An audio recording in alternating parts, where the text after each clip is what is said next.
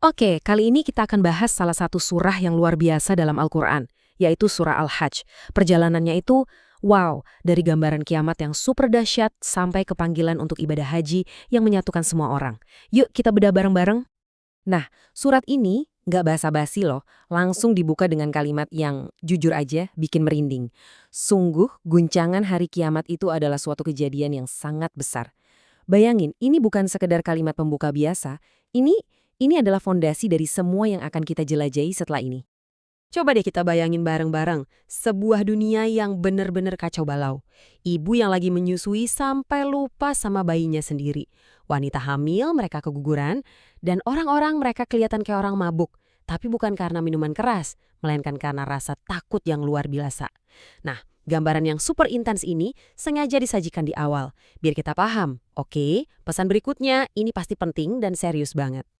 Oke, biar kita lebih gampang memahaminya, kita akan lewati 5 bagian utama. Pertama, kita lihat gambaran hari akhir. Terus kita bahas tanda-tanda kehidupan sebagai bukti. Ketiga, kita lihat ada 2 jalan dan 2 takdir yang berbeda. Keempat, soal ibadah haji yang ternyata sudah ada dari zaman dulu. Dan terakhir, ditutup dengan seruan untuk beribadah. Siap ya? Oke, kita mulai dari yang pertama. Gambaran hari akhir. Dari awal banget, surah ini langsung ngeset panggungnya. Ada 2 kubu yang berseberangan. Di satu sisi, ada orang-orang yang beriman. Di sisi lain, ada mereka yang suka berdebat soal Tuhan tapi tanpa dasar pengetahuan. Mereka ini digambarkan cuma ikut-ikutan setan yang sangat jahat. Nah, disinilah konflik utamanya, antara keyakinan dan keraguan yang cuma modal argumen kosong. Terus, pertanyaannya kan gimana cara surah ini menjawab keraguan-keraguan tadi? Nah, jawabannya ada di bagian kedua ini. Caranya dengan menunjukkan 2 tanda kehidupan yang luar biasa sebagai bukti kekuasaan Tuhan. Tantangan pertamanya itu langsung ditujukan ke kita semua loh. Intinya gini, hey, kamu ragu bakal ada hari kebangkitan? Coba deh pikirin lagi, kamu sendiri itu diciptakan dari apa? Dan argumen ini dikuatkan lagi dengan penjelasan yang detail banget loh tentang proses penciptaan kita. Dari yang awalnya cuma tanah, terus jadi setetes air mani, berubah jadi segumpal darah, lalu jadi segumpal daging, sampai akhirnya, voila, kita lahir sebagai seorang bayi. Luar biasa kan prosesnya? Bukti yang kedua itu datang dari alam sekitar kita. Coba deh perhatiin, tanah yang tadinya kering kerontang, mati, begitu kena hujan, langsung hidup lagi.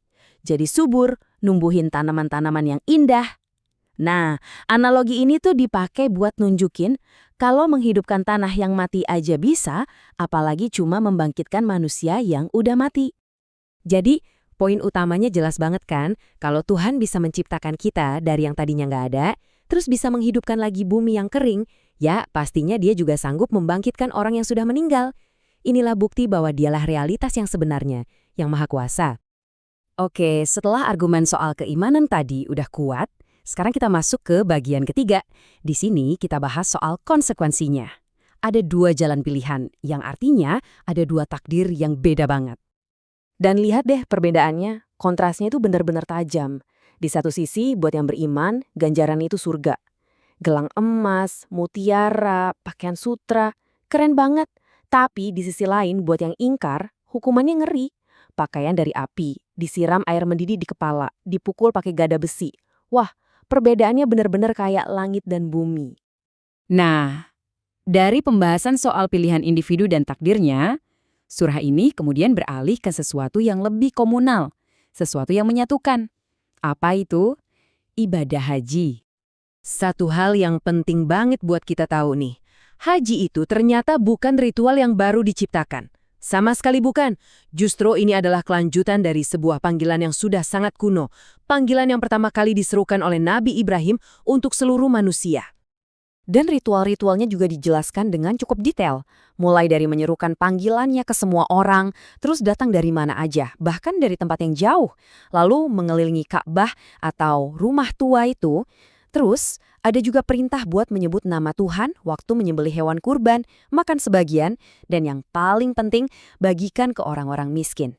Semuanya ini intinya adalah tentang rasa syukur, beramal, dan ibadah secara bersama-sama. Tapi, ada satu poin yang digarisbawahi banget di sini. Tujuan kurban itu Bukan soal daging atau darahnya, bukan itu yang sampai ke Tuhan. Yang sampai itu adalah ketakwaan kita, niat tulus dari hati orang yang beribadah itu. Dan semua ini membawa kita ke bagian terakhir, bagian kelima. Ini adalah puncaknya. Sebuah seruan yang tegas untuk menyembah Tuhan yang satu, sekaligus menunjukkan betapa sia-sianya menyembah selain Dia. Untuk menggambarkan betapa lemahnya sesembahan selain Tuhan, ada sebuah perumpamaan yang cerdas banget dan nyelekit. Pertanyaannya simpel. Coba kumpulkan semua berhala yang kamu sembah itu. Bisa nggak mereka semua bareng-bareng menciptakan seekor lalat? Dan perumpamannya nggak berhenti di situ. Dikatakan lagi, jangankan menciptakan, kalau ada lalat ngambil sesuatu dari sesembahan itu, mereka bahkan nggak akan bisa ngambil balik. Sama lemahnya yang menyembah dan yang disembah. Wow. Ini benar-benar analogi yang kuat banget buat tunjukin kelemahan mutlak dari menyembah selain Tuhan yang Esa. Jadi setelah perjalanan panjang ini dari peringatan hari kiamat yang dahsyat, terus ke bukti-bukti penciptaan yang logis, surah ini ditutup dengan sebuah panggilan yang sangat jelas dan langsung. Wahai orang-orang yang beriman, rukuklah, sujudlah, dan sembahlah Tuhanmu, dan berbuatlah kebaikan agar kamu beruntung. Nah, inilah dia, peta jalan menuju kesuksesan yang udah dipaparkan dari awal sampai akhir.